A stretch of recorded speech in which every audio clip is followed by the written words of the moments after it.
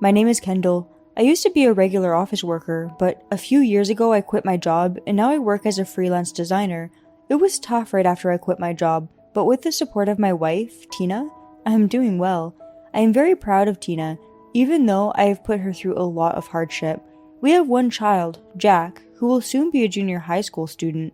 When he was a newborn, I was working for a company, so I didn't have a lot of time for him, but now I work freelance and have more time on my hands. I take him to school and pick him up and take care of him. I am also able to share the housework and childcare duties with Tina more than I did when I was working a corporate job. Both work and home life are smooth sailing. Your food is in the fridge, so heat it up and eat it for dinner.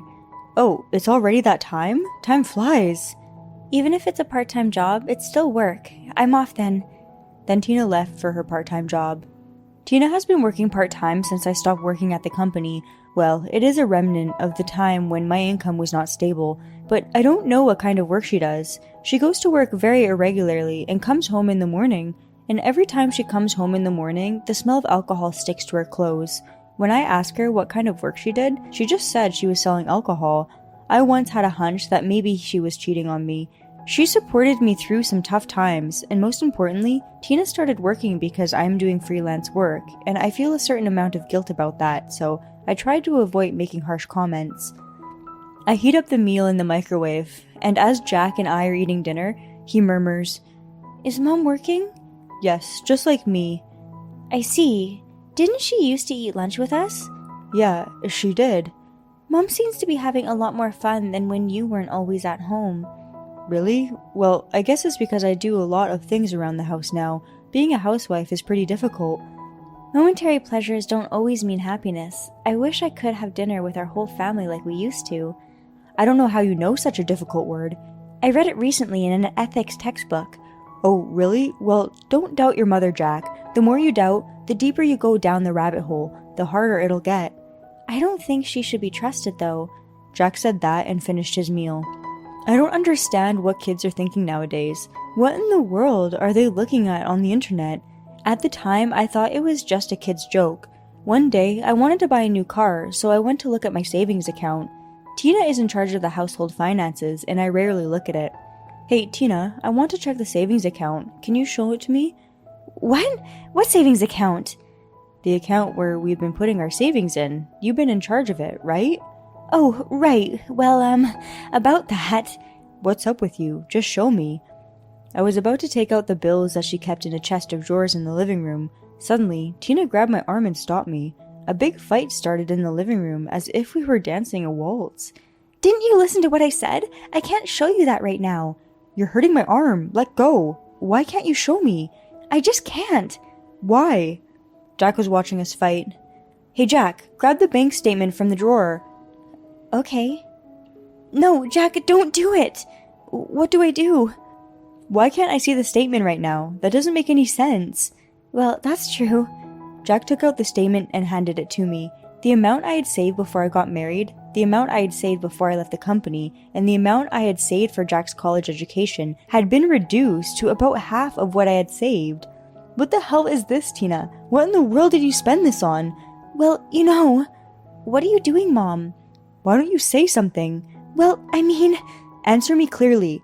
Tina slumped down and we began to interrogate her. "Say something." "It's not my fault. It's yours." "Huh? What are you talking about?" "This is what happens when you quit your job. Because you stayed at home, I had to do less housework, and that's why I have more free time. And then Trevor." "Who's Trevor?" "Yes, who's Trevor?" "Huh? Trevor? Who's that?" "You said the name." "You're so dumb." "What did you spend the money on? And who is Trevor?" Ugh, it's your fault for being so persistent. Trevor and I have been dating for 3 years now, and I gave all the money to him." Tina came clean about everything. Since I quit my job, I've been home more and more, and we've been sharing the housework and childcare. Tina, who had been busy as a housewife, now had some free time. That's when she got into social media and met a guy named Trevor. At first they were just having fun, but suddenly it caught fire and they started having an affair. So she lied about working part-time and gave our family savings to Trevor. "What are we going to do about this money? There's less than half of it left." "There's nothing I can do." "Nothing you can do? Do you have any idea what you've done?" "What? It all started with you." Don't be ridiculous. I'm not putting any more of my money in your hands. If you do that, Trevor will leave me. You're going to keep cheating on me, huh? Then I'm divorcing you. When Tina heard the word divorce, she froze for a moment. I wonder if she thought she wouldn't end up divorcing him, even after all this had happened. You're bluffing. Okay, if you're going to talk like that, then our relationship is over. Fine, let's get a divorce then.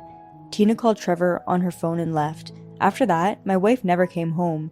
Even though she said let's get a divorce, she was not going to agree to it. Tina lives with Trevor now and asks for money every month. Well, the divorce is still in mediation, so for now, I am sending her several hundreds of dollars a month. She emails me every single day, but the content of her emails is just to get at me. She tells me how wonderful Trevor is, and she even sent their sex tape to me. Hey, show your husband this! It's a heartbreakingly mocking, radiant performance. Tina never comes home, cheats on her husband as much as she can, and is no longer willing to fulfill her role as a mother and wife. I don't want to see any more of Tina's emails or videos. I decided to completely cut off my relationship with Tina. A few months later, with the help of my lawyer, my divorce from my wife was finally finalized. I got enough alimony from Trevor, and most importantly, I finally got rid of Tina. I was happy because now I don't have to send her several hundreds of dollars a month in living expenses anymore. But then, Tina came crying to me. Jack went to school, and I was working at home when suddenly the doorbell rang. After the doorbell rang several times, I suddenly heard a banging on the door. Open up! Hey, open up! What? Tina, looking shabby, was huddled in front of the doorway, sobbing. Kendall, please let me in. Trevor left me. I have no more money. I haven't eaten anything. Tina's eyes were teary. She is utterly frivolous. How could you show your face after what you did? I'm sorry. Can you let me in for now? No. Why not? I apologized. Apologies don't make up for what you did. Besides, we are divorced and you are a stranger. You're lucky I didn't demand alimony from you. But we used to love each other so much. Hey, stop crying at my front door. You're disturbing the neighbors. Why won't you let me in? It's my house too. As we were arguing like this, Jack came home. Tina took one look at me, smiled, and clung to Jack. Jack, look how big you've grown. You must have missed your mom. Jack looked at his mother, who had changed and was now flirting with him, with a complicated look on her face. Your father's terrible. He won't let me in the house, and you need to do something about it. I won't say anything. Huh? I can't live with you because you left us. You even used the money to pay for my higher education, though it's a good thing you didn't spend it all. But I don't want to live with someone like that, and I don't want to call you mom either. Jack said it so clearly that I had to laugh a little. Tina's last hope had been cut off, and she left dejectedly. I don't know what happened to Tina after that. Jack is now a high school student. Jack often wondered what his mother was doing, as if he felt sorry for her after seeing her shabby appearance, but that woman could no longer be a mother or a wife, and it was none of our business. It was when I was driving Jack to cram school in my newly purchased car. When I stopped at a traffic light, I looked down at the sidewalk and saw Tina.